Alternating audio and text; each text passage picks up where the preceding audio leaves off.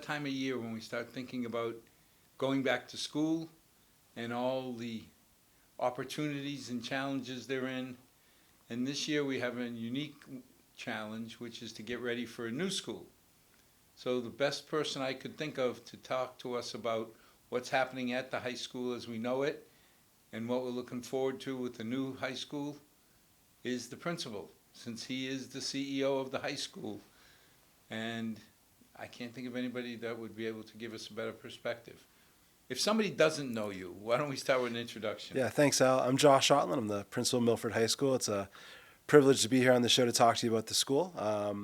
And for members of the community who might not know me, I'm starting my 8th year as principal of Milford High School. But my history at Milford High School goes way back. I was a student in the Milford Public Schools all the way from kindergarten through high school. I graduated from Milford High School in 1996, and it really is an honor to have served as a principal for the last 7 years, and really excited for the upcoming school year, and happy to welcome our students back into the school in just a couple weeks. It's hard to think that you started 8 years ago. It's more like your sabbatical ended 8 years ago. It's been an exciting 7 years. What year did you graduate? 1996. Oh, God. Well, fundamental question. I'll put you on the spot. All right. I'm a parent. There's school choice, there's magnet schools, there's charter schools, there's schools, and there's Milford High School. Why would I choose Milford High for my child?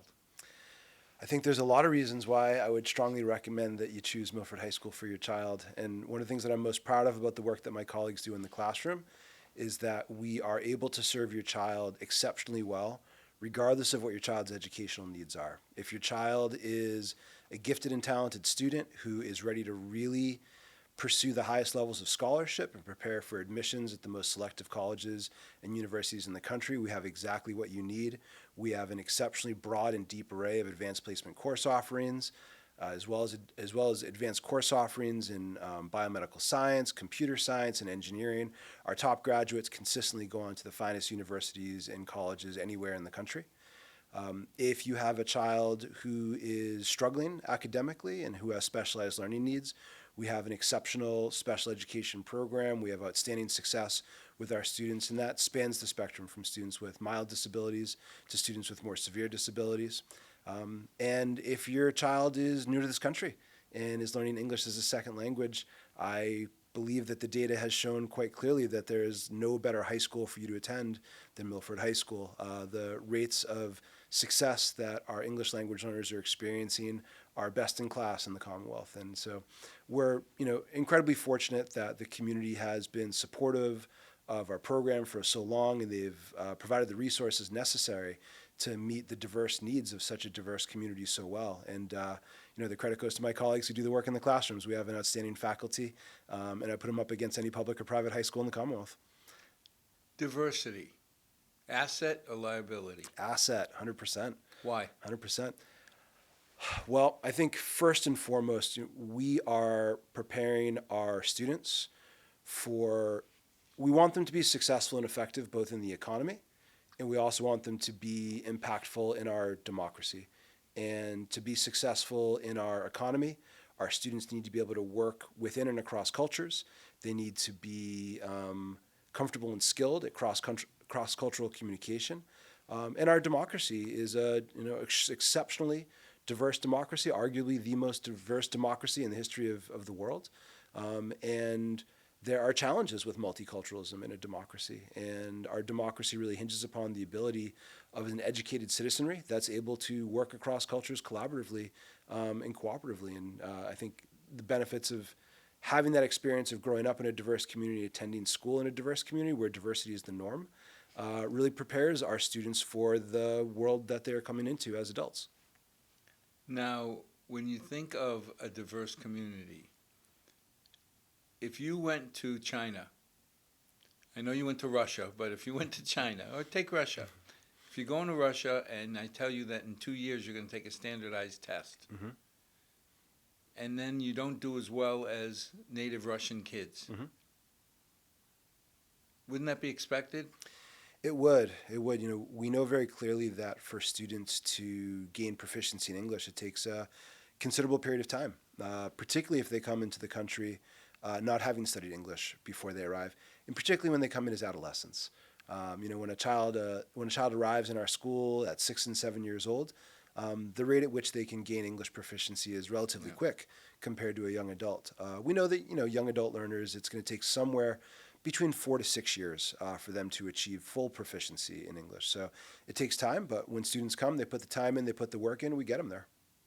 And it's amazing because when you talk about kids coming in, you have people like my father who came from Portugal on a farm, did his 4 years in school, and then had to go out and work.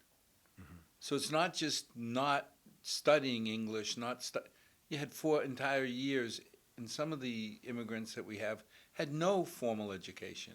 That's correct, yeah. Some of our students are coming in with a very limited formal education, and the younger they come, the further we can take them. Time is the critical variable. With enough time, even if a child comes here without a quality formal education and not speaking any English, we can get them ready for collegiate academics. We can get them ready for success in the workforce. When we have less time, we can't take them as far. Well, I mean, even for a kid growing up in the Heights in Milford, I remember the shock when I left the house, came back to my mother and said, "What are these kids saying? What language are they speaking? Doesn't everybody just speak Portuguese?" Because it was my darling bride when she first came to my house that looked at me and said, "Don't you ever speak to your parents in English?" And my initial reaction, my visceral reaction was, "Of course, no." Yeah. Only when we have Americans in the house that don't speak Portuguese. But you learned, you adapted. Now you're only 7 years old or something, so you had plenty of time. But when I look at some of the comments about the MCAS scores, how we don't rate as high as some of the towns around us. Tommy Davrin, who to me was one of the most legitimate, caring principals I ever ran into. And my former principal. Oh. Well, Tommy ran Middle School East as if it was his. And he took any downside, any limitation personally to fix. And when Lexi, my oldest daughter, hit 8th grade, I was on not the PTO, but the student council, the parent council, and I went into Tommy and I knew I was going to walk into the buzzsaw. Because I looked at him and said, "Tommy, why do your MCAS scores suck?" Without blinking, he looked at me and says, "'Cause you're ignorant." I said, "Great, educate me." And he brought out data and showed me that Milford had it was a bimodal distribution, 2 Gaussian curves. He said, "Look at the top kids in Milford." He says, "I'll put them up against anybody in any town around us." But the kids who have been here a year or two, I'm proud of how much they're going through and what they're achieving. But you can't expect them to compete with somebody who's gone through the whole school system. No, you're absolutely right, Alan. It's understandable why many community members look to aggregate MCAS scores as a reliable indicator of the educational quality being provided at a school.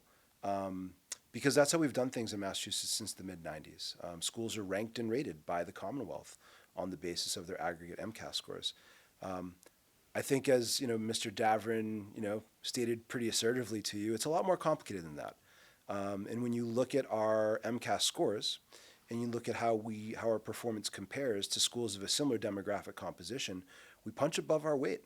When you look at how we compare to schools that serve a similar population to us, to schools that have gone through a similar type of demographic change as we've experienced over the past 10, 15 years here in Milford, you will see that our results are best in class. Now, over the last decade or two, everybody talks about this massive change. What's fundamentally changed? The composition of our student body has changed dramatically in a very short period of time, and the change that we've experienced is actually extraordinary. It's very unusual in the Commonwealth. So in the 7 years that I've served as principal, the growth in the overall enrollment at Milford High School puts us in the 99th percentile of all high schools in the Commonwealth. So what's going on here in Milford is not the state norm. Most high schools and most school districts in Massachusetts over the past decade have actually experienced a shrinking school age population. Here in Milford, we've experienced an exploding school age population on an order of magnitude that is unparalleled in the state. We are literally in the 99th percentile. That's not hyperbole. That's a fact. And while our student body has grown at an exceptionally fast clip over the past decade, the composition of the student body has changed dramatically over the past decade as well. When I joined the team as principal 7 years ago, approximately 1 in 10 students were an English language learner. And today it's approximately 1 in 4 students is an English language learner. And that's just 7 years' time. So we've undergone a really rapid transformation in the composition of who we serve at Milford High School. Well, I remember I used to always question Dr. Tremblay, the previous superintendent, when he kept saying he needed space. Mm-hmm. And I've mentioned it before where I said, call it the new Milford High School, the old Milford High School now. In 70, when we moved in, graduated the first class in 74. Mm-hmm. Actually, we moved in 73. We graduated 74. Had 220 kids. Mm-hmm. 40 years later, we had 265 graduating. Mm-hmm. So we had added 1 child per year. Mm-hmm. So for a long time, I didn't buy the need of space. Mm-hmm. Jose Vieira explained to me that not only was it number of kids, but the geography per child, like when we talk special needs, grew. Yeah. But then all of a sudden, Kevin McIntyre's coming saying we're gaining 200 kids this year. Mm-hmm. And then the next year was 220 kids. Mm-hmm. I mean, that's a memorial school. It is. And so you talked about how the first class in Milford High School graduated 220. We've consistently graduated around 300 students in the most recent graduating classes in Milford High School. So that difference of 80 students, that's almost a 30% increase in the size of the student body that we're serving since the school opened. And just since I've become principal, we've experienced a 22% increase in overall enrollment in the school. The way we've tried to respond to that is by taking spaces in the school that were not designed to be classrooms and repurposing them to become classroom spaces. We've created 14 classrooms in Milford High School over the past 7 years without adding 1 square foot to the building. Regrettably, many of these spaces are, I would prefer not to use them as classrooms. They're not designed as classrooms. Well, having music classes in the old janitor's closet is not optimal by anybody's standard. No. And, I'm consistently proud and impressed by the work that both our faculty and our students do in suboptimal spaces and suboptimal conditions in the school. But the reality is that we have outgrown our current facility, and it's really important that we provide our students in our community with a facility that can meet our contemporary needs and our future needs as well. So it's going to be interesting when we do the feasibility study that's coming up, because like you say, every school system that I've read about, except for maybe half a dozen, is shrinking. Mm-hmm. Enrollment is going down. Mm-hmm. And yet Milford is exploding. Mm-hmm. We have, and I think it is important to note that just in the past year, our population has stabilized. So in my first 6 years, we had 6 years of consecutive growth. The one exception being fiscal year 21, when enrollment was essentially frozen when schools were in a hybrid format. But with the exception of FY21, we had year-on-year consecutive growth. Last year, the population stabilized, which was a tremendous relief for my colleagues and I. And I'm very much hoping that our population remains stable in the short to medium term. Once we're in a new facility, if that facility is built to accommodate a larger population, we'll be ready to accommodate a larger population. But if we continue to experience increases in enrollment between now and when we get into a new or renovated facility, it's going to put really intense pressure on our system. Well, I was pleased when you talk about the population of Milford High, that it wasn't just what we do for the special needs kids who need help to the middle. Mm-hmm. It wasn't just the English language learners who need help assimilating. Mm-hmm. You started off talking about if you're one of the top students, the next Nobel laureates, how we advance their learning potential. Mm-hmm. I mean, it was put in perspective years ago at my dinner table when my daughter said, "Dad, my job is to get every one of my students to their potential, and maybe a little bit more." Mhm.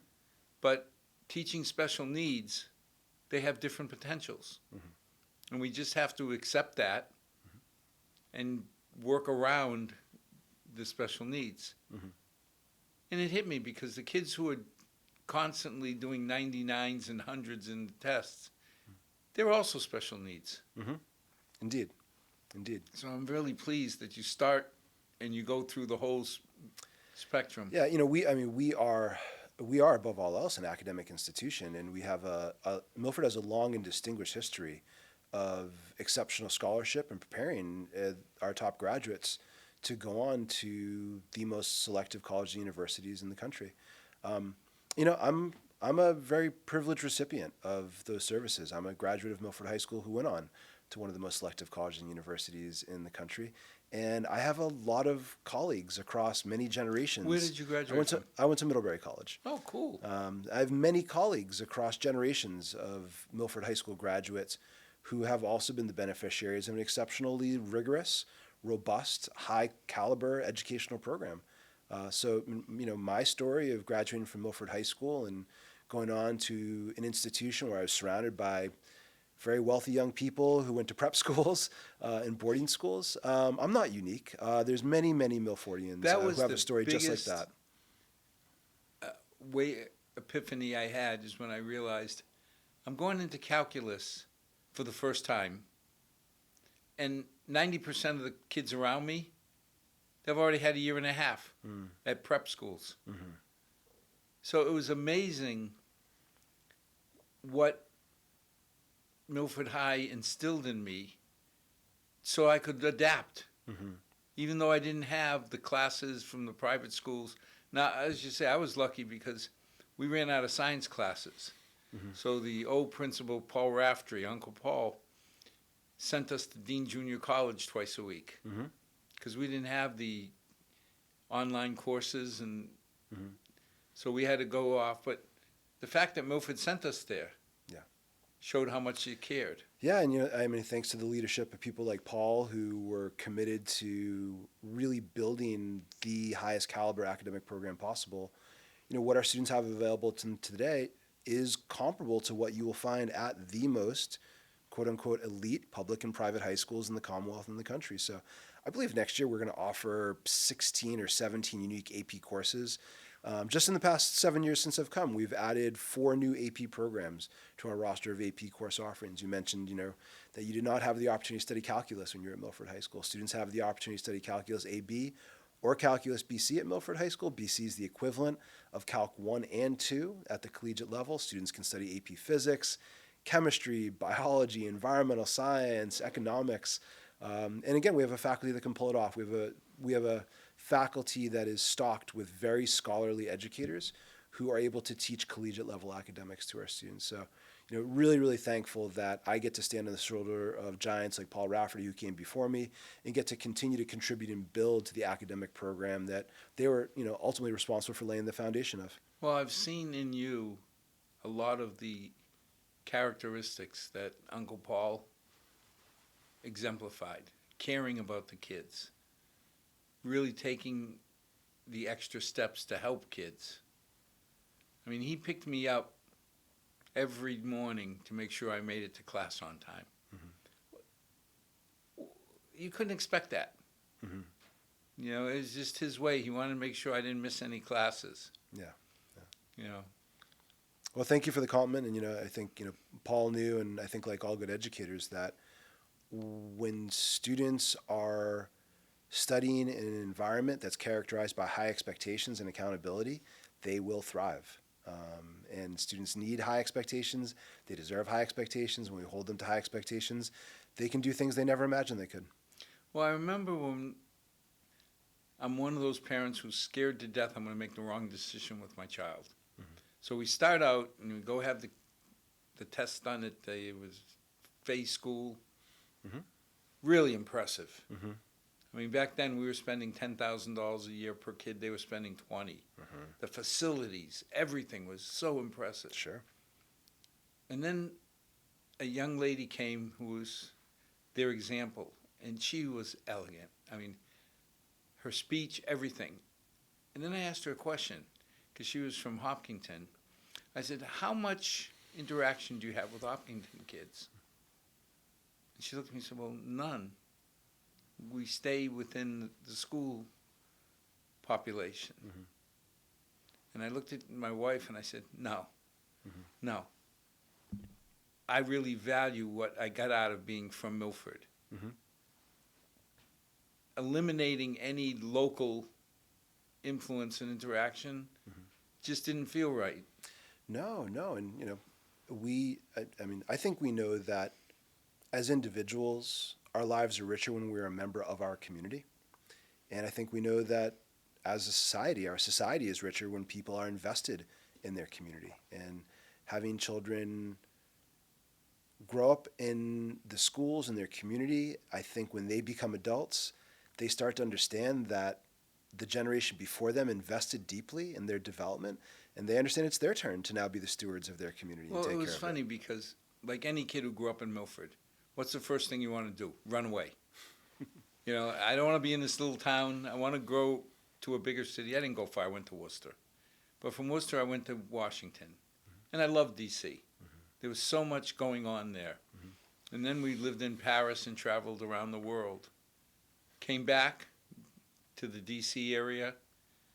And then we had Alexis, my daughter. And that gravitational pull, that idea of her growing up and not being associated with the town. Because D.C. was wonderful. We lived on a boat 4 days a week. We lived in a house 3 days a week. It was like a permanent vacation. But you didn't have the ties to any of the local community. There was no local community. Everybody was a migrant. Sure. Jose Vieira, back then at Brookside, made it easy for me when I asked him a question. I said, how do I get the best education for my daughter? If I was to ask you that question, what would you say? At the high school level, I think there's a few different components to it. Number one is I would urge you in the strongest terms possible to help your child get engaged in our extracurricular program.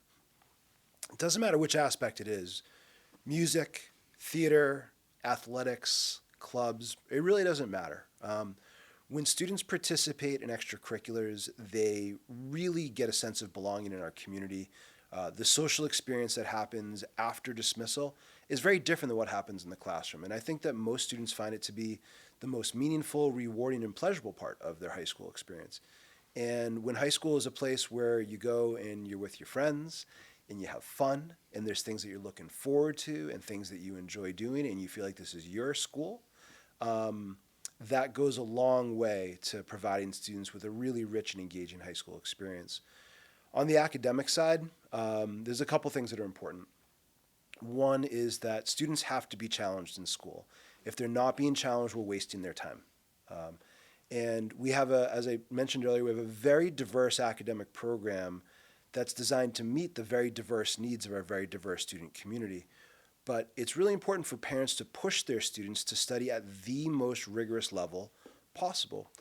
And it's important for families to understand that if they do want their children to be high achieving academically, and especially if they aspire to have them go on and earn college degrees, academics does not end at dismissal at 2:30. So students are in school for approximately 35 hours a week, and they're in class for about 30 hours a week.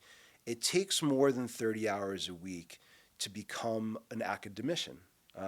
Students need to work hard for those 30 hours a week that they're in the building, but depending on their age, they probably need to be doing somewhere between 8 to 15 hours of work outside of school on a consistent basis if they're really going to get the biggest return on investment in terms of educational outcomes. Typically, as students get older and the rigor of their coursework increases as we're really trying to prepare them for the demands they're going to experience in college, it should be more on that 10 to 15 hours a week. Our 9th and 10th graders, it should probably be more around 8 to 12 hours a week. So, listen, if that's stretched over 7 days a week, right, it's not insurmountable. Students are perfectly capable of doing anywhere from 45 minutes to 90 minutes and sometimes 2 hours of homework a night. But if you want your student to leave Milford High School as a scholarly academician, that's what it's going to take. And there was Jose's answer. He said, get involved. if the parents are involved, typically kids do better. Indeed. Indeed. Now, saying that, how do you get the immigrant parents? And I lived through it because I could not ask for more support than my mother and father gave. We had an event at the school. Somebody would tell my father, you have to go there to support your son. He had no idea why he was going. Put on his suit, put on his hat, sat in the auditorium, and had no clue of what was going on. But he was there. And it's hard to explain to people how much it meant when I looked out and saw my father and mother there, especially knowing that this is all in English. They don't have any idea what's going on. Yeah. How do you get the immigrant families, like my mother and father, involved in academics? Sure. Let me speak to that. But before I do, I want to comment for a moment on sort of this impact that it had on you as a young person to see your family there, even when you knew that they were struggling to comprehend what was going on. I think that communicated to you in a very powerful way that your family had very high expectations for you. Yeah, and it was funny because it's hard to explain, but if I screwed up in school, it would have been, do whatever you want. Beat me, tie me up, do whatever you want. Don't call my parents. Because they had high expectations for you. I don't want to embarrass the family. And like you said, I never thought of it that way. But yeah, they set the bar higher by just showing up. Yeah, I mean, their actions speak louder than words, and their actions spoke loudly to you as a child and later as an adolescent. And, they showed you that this was very important to them, and they expected it to be very important to you as well. And they expected you to work hard. Today, we are in a very different position than when you were attending school. And I think our ability to provide access for immigrant families and for guardians who don't speak English has come a really long way. Milford has invested considerably in employing a team of in-house interpreters and translators that work at our Family Resource Center.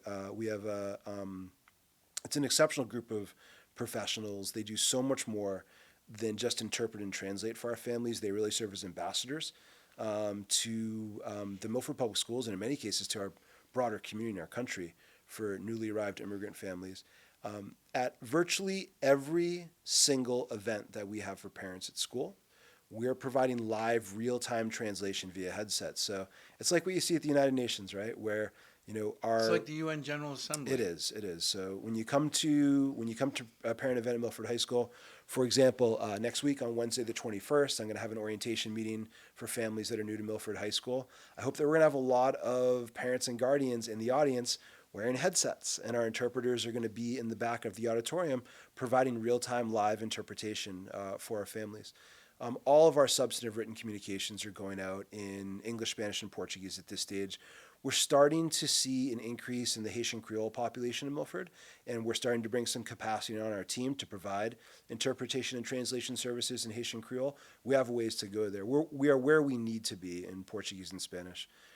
We make bilingualism a preferred qualification for candidates at Milford Public Schools, particularly candidates that are in family-facing positions. So our administrative assistants, our staff that works the front door, we really want to hire folks that speak either Portuguese or Spanish, or preferably both.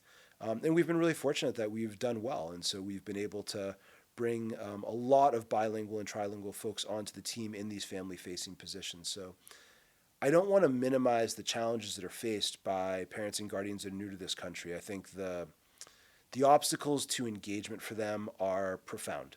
And I think that we will continue to get better over time, but we've come a long way since your parents were raising you here in Milford.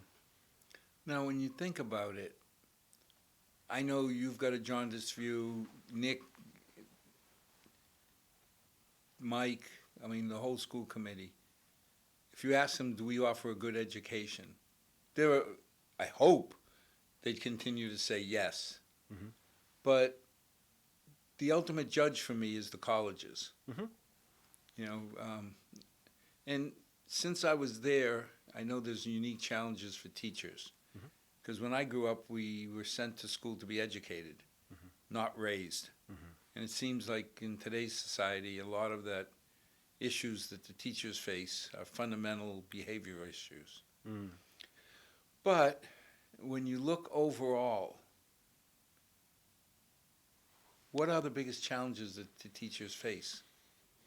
Well, I think there's a number. One is that the harm caused by the pandemic on children is not done. This is not behind us.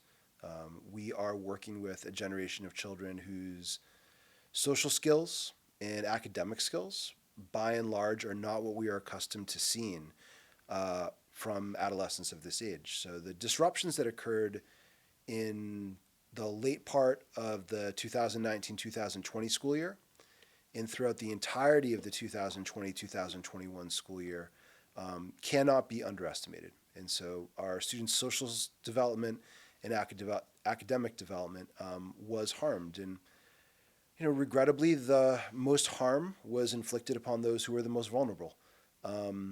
Many children from more privileged families have been able to weather that very, very well. And I think their social skills development and their academic skills development is where we would expect it to be.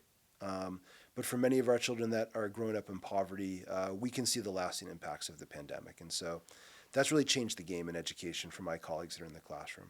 Two is the manner in which this generation of adolescents has grown up and is growing up is fundamentally different from any generation before.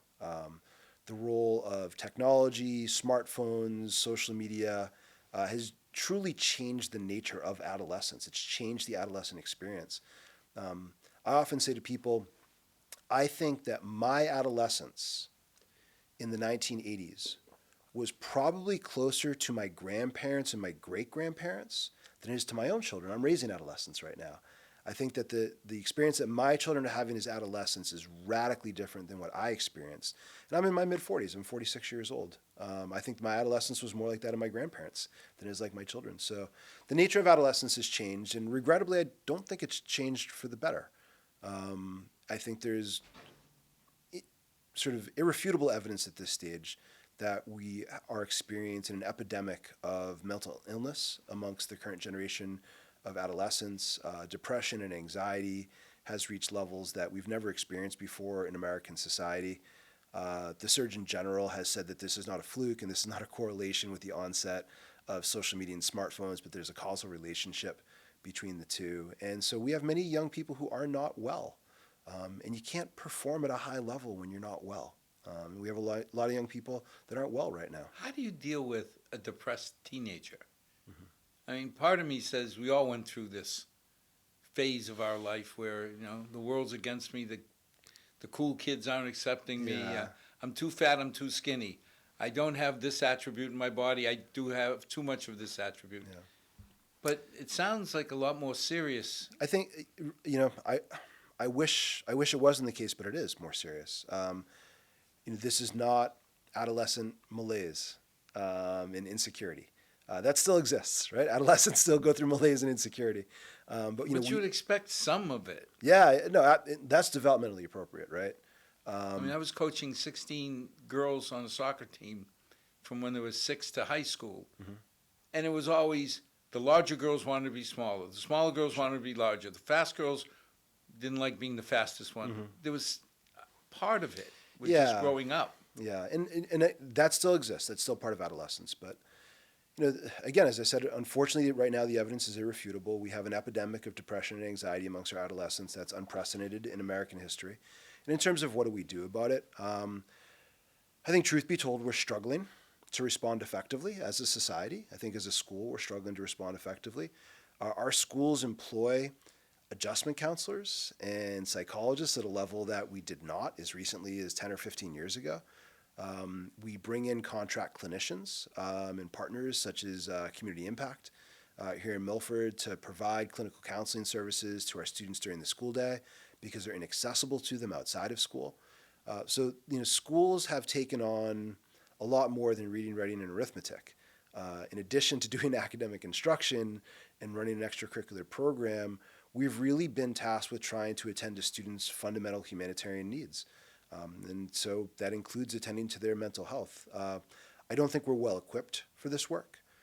I don't think that I don't think we have the capacity to do the work effectively. We're doing what we can with the resources we have, and I'm very thankful that the community has recognized that we do need to invest in clinical counseling services for students. That has to be part of the school district budget. It can't just be academic instruction, but that's part of what teachers are facing in the classroom today. It's a profoundly challenging landscape. This is my 25th year working in high schools, and it is more difficult now than it's ever been.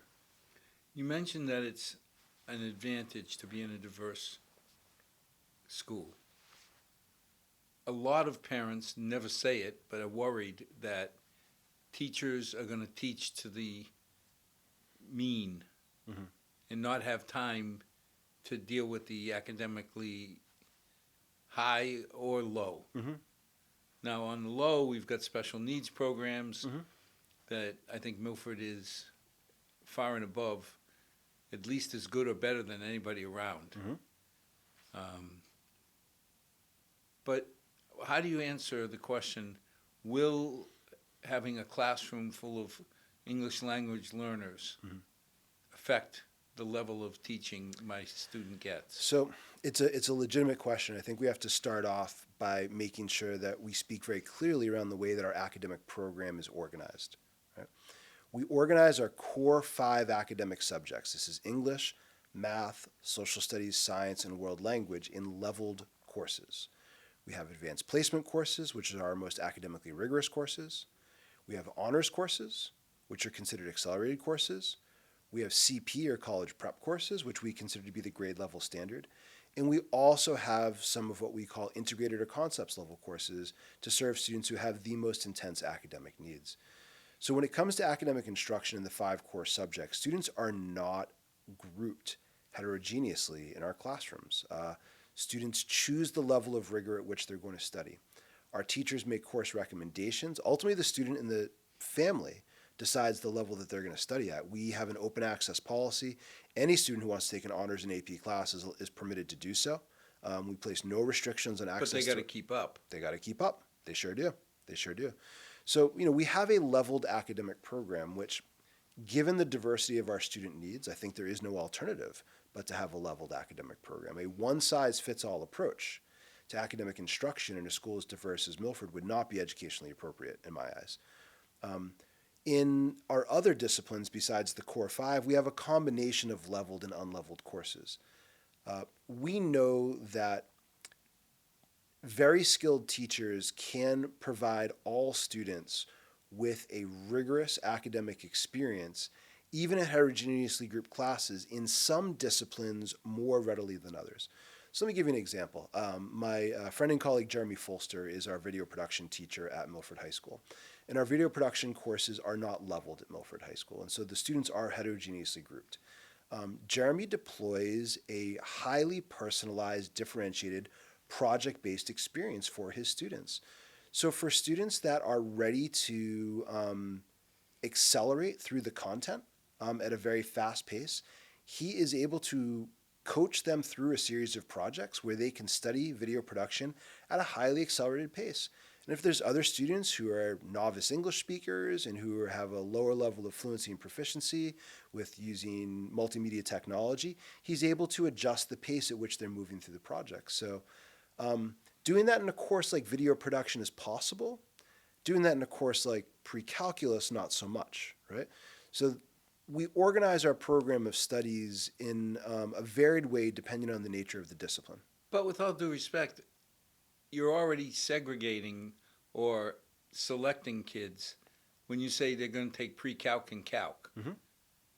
That's going to be a group in the population. Certainly. So maybe a better example would be Algebra 1, which is our entry-level mathematics class, right? Where, again, it is a leveled curriculum, and we offer 3 levels of the course depending on students' academic readiness and their academic needs. It is, one of the challenges that we are facing in Milford High School is we want to make sure that students are in courses that are the right fit for them, given their level of academic readiness. And we also want our students to experience the benefits of studying in a diverse school. And achieving both of these goals simultaneously is a challenge for us, given that Now, we have. everything sounds good. Mhm.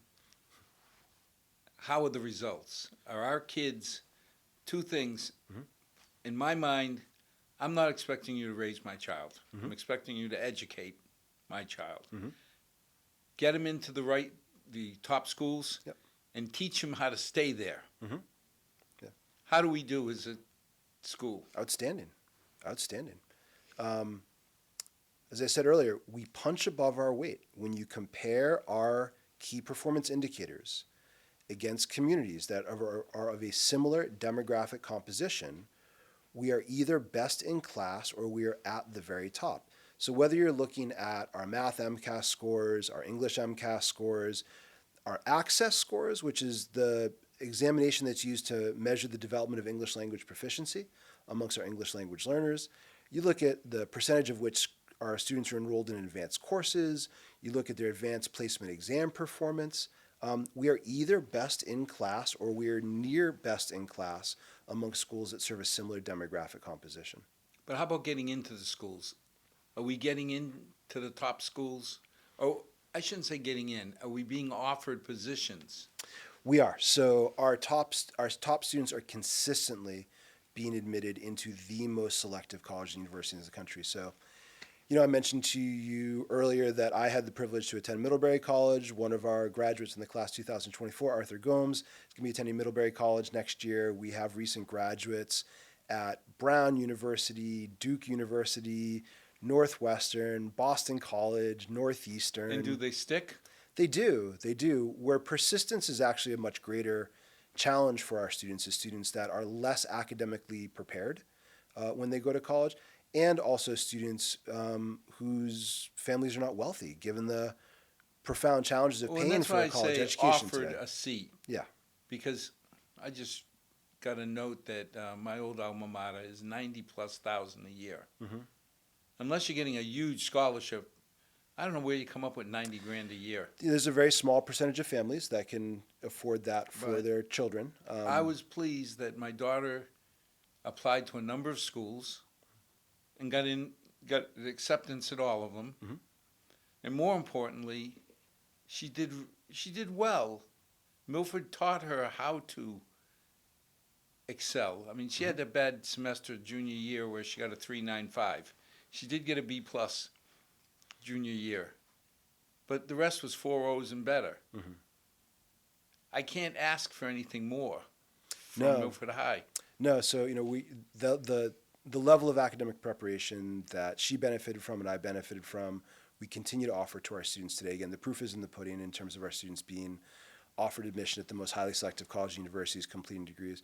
I would say that our counseling practices at school right now are really trying to stress to students and families the importance of affordability. We, I say as someone who went to a very expensive elite school, that while there are many aspects of that experience that were lovely and charming, I don't know that the educational experience I had was qualitatively better than what I would have received at a UMass Amherst Yeah. or UMass Lowell or UMass Boston.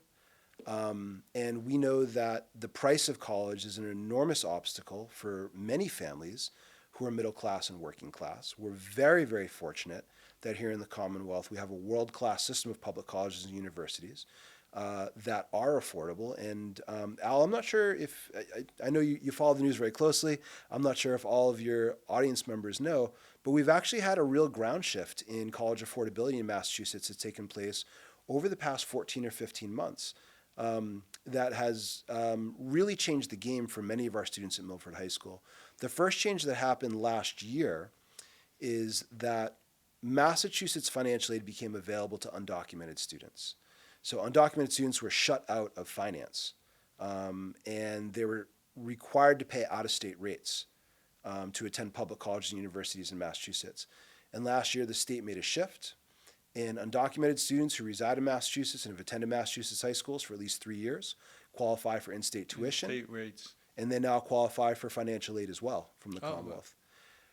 More significantly, just in the most recent, the FY25 budget that was passed in Boston in July, the legislature and the governor passed a budget that's going to provide free community college for all Massachusetts residents. Now, students can go and earn a 2-year associate's degree at a community college and then transfer into a 4-year college to complete a bachelor's degree. A free associate's degree has reduced the cost of a bachelor's degree by 50%. Yeah. Now you add on to that the opportunity for all Massachusetts students to enjoy in-state tuition and all Massachusetts students to have access to financing for college. And college has become affordable for all of our students in the Commonwealth and all of our students in Milford. This was not true as recently as 18 months ago. Wow. So this has been a rapid and dramatic change in the college landscape. Before we run out of time, Milford is facing an interesting financial challenge. We're talking about a new high school,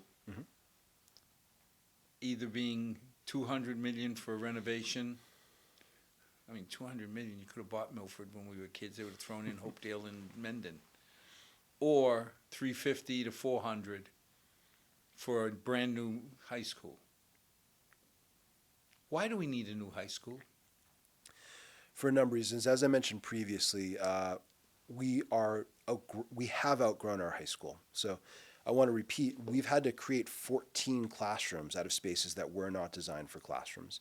And we're making do, but this is not educationally appropriate. So first of all, just the simple number of students that we're educating in Milford High School is beyond what the building was designed to support.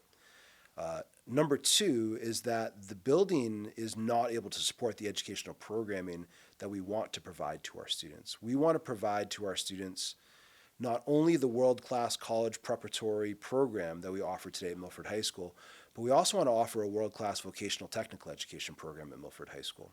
We have made gains in our vocational and technical educational offerings over the past decade, but the ceiling is very, very low because we are out of space. There is no space that is suitable to offer the type of vocational and technical education that our students need in the 2020s. And this is information technology, advanced manufacturing, biomedical science, construction trades, clean energy. These are the 5 main sectors well, that's that we music want to to my offer. ears, because for the past decade or so, I've mentioned that when I grew up, when you were there also, many years later, but if you were going to go the college route, you went to Milford High.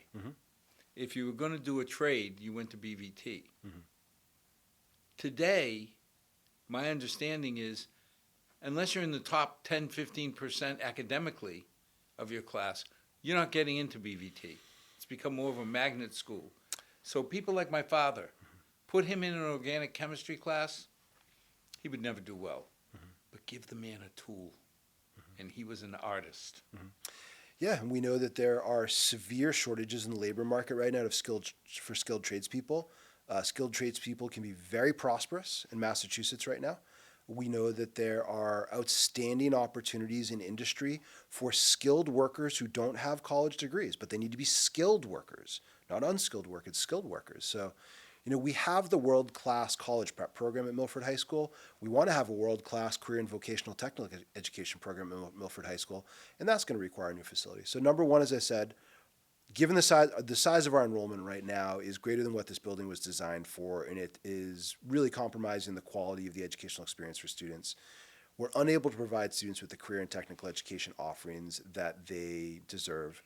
3, I think for the town, we are one systems failure away from a huge unanticipated expense. So if we have a water system fail, if we have a full HVAC collapse, well, this winter with the boiler. So we've had major facilities challenges, even just in the 7 years that I've served as principal. Every year that we go further and these internal systems become older and older, the risk of us having a catastrophic failure goes up and up and up. And I think, the last thing I want to say in terms of why do we need a new high school is I want to highlight for everyone in our community, if this is not self-evident, the high school is not just a high school. The high school is the community center.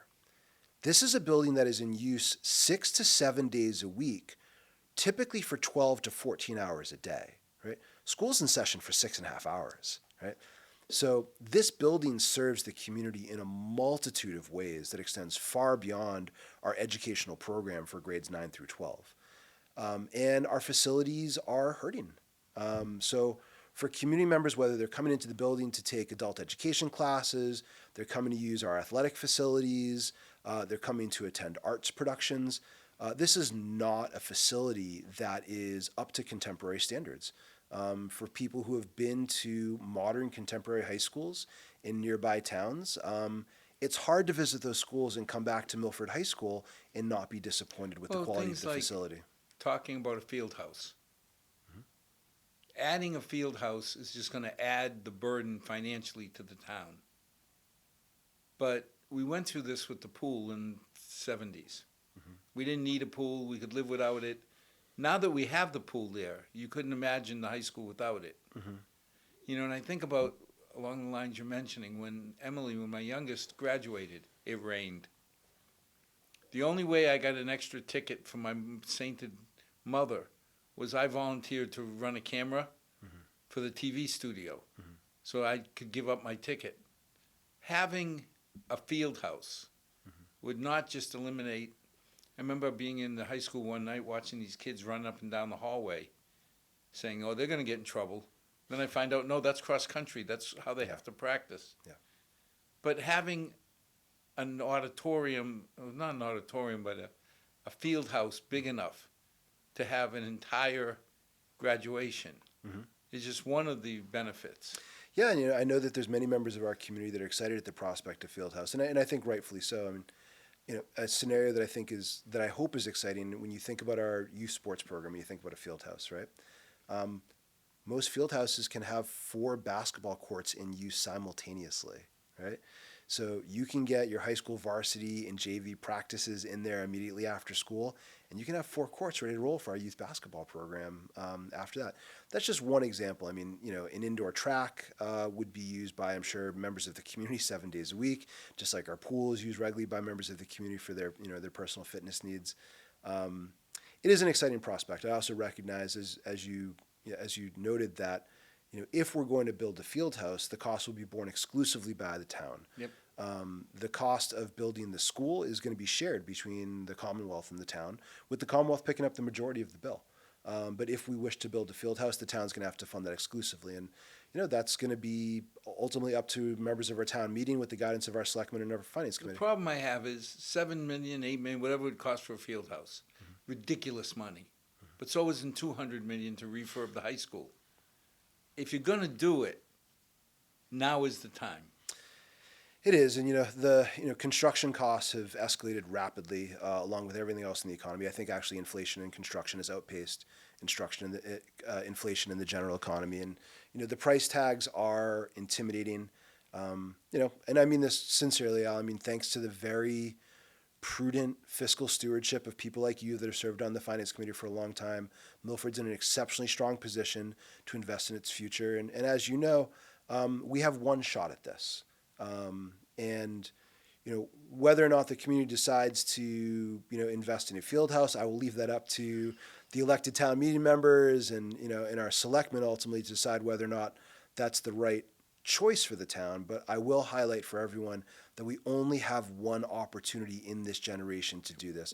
The next opportunity will not come around for another 40 to 50 years. You figure we got 5 main schools. Average school lasts 40 to 50 years in Milford. So every 10 years you're doing a new school.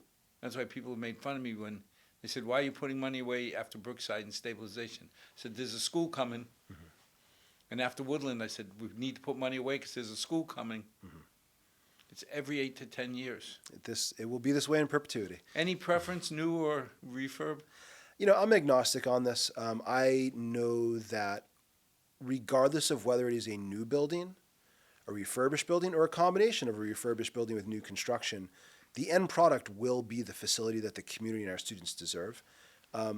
So, we need to have expert engineers come in and complete a feasibility study and provide high confidence cost estimates for what different projects are going to come in at, so that town meeting can ultimately decide what is going to be the right course of action for the town. I know some things about education. I have a very limited understanding of facilities maintenance and construction management. I don't feel like I'm in a position to offer a really informed opinion about whether new construction or renovation is going to be in the best interest of the town.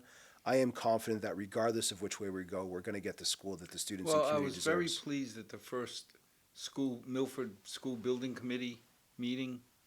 Jonathan Bruce, who was elected chair, started with a question. Has the school committee laid out the goals for the facility?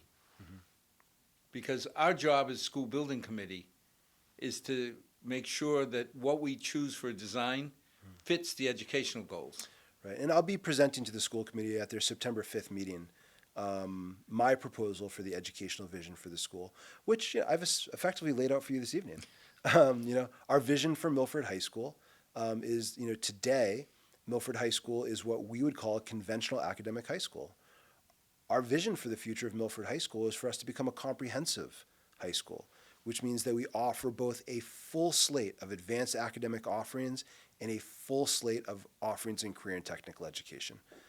That is a different school than who we are today. Any worries about bringing eighth graders into the high school environment? I'm not. I worked at an 8 through 12 high school for 16 years before I came to Milford when I worked at Hudson High School, both as a teacher and administrator. My own children, I'm a resident. I grew up in Milford. I live in Hopedale. My own children attend a 6 through 12 junior, senior high. Change can be intimidating, particularly when you're changing something that you're not familiar with. But having worked in an 8 through 12 school and sending my children to a 6 through 12 school, I have no concerns whatsoever about an 8 through 12 school. Would you agree that the kids are a lot more adaptive than the parents? I think in general, young people are more resilient and adaptive than older folks. Because, yes. when I think about, we went through the busing crisis and and the kids just, it was a blip for a little while and then they just blended in. Yeah. There are some who argue, and I think that there's a lot of merit to this, that there's actually some very distinct advantages to having a junior, senior high school model, whether it's 8 through 12, 7 through 12, or 6 through 12. The opportunity for students to get engaged in the full extracurricular offerings at a high school at a younger age is just that many more years to enjoy the benefits of extracurricular participation and membership in the community. I can see the pressure coming off Stacy if you took the 8th grade out. Indeed. So people who are far more qualified than me to make judgments about our facilities needs in Milford have pointed out to me that there is no viable way to expand the square footage at Stacy Middle School. You can renovate the building. You can deal with the electrical, the water, the HVAC, the walls, the floors, but you can't make it bigger. There's no room to make it bigger. You can't make it bigger. Milford High School on its present campus has extensive room for growth. We could serve many, many more students on this campus if we have a facility that is large enough for those students. But in terms of the acreage, we've got it. There's no problem. There's a lot of unused space on the campus. It'll be interesting once the feasibility study's done and we have a better idea of what the school committee has for goals to have you back and talk about the next step. Yeah, looking forward to it. Basically, thank you for what you do for our kids. Again, I expect you to educate my children, not raise them. But when my daughter applies to multiple schools and they all accept her and then does well while she's there, job well done. Yeah. Well, thank you for your kind words and your encouragement. And it's a privilege to get to serve the children and families in Milford, and we're really grateful for the support of the community. We know that education is costly, and we are grateful to be in a community that understands the value of education and invests accordingly. Well, as always, to our 6 loyal viewers, thank you for joining us.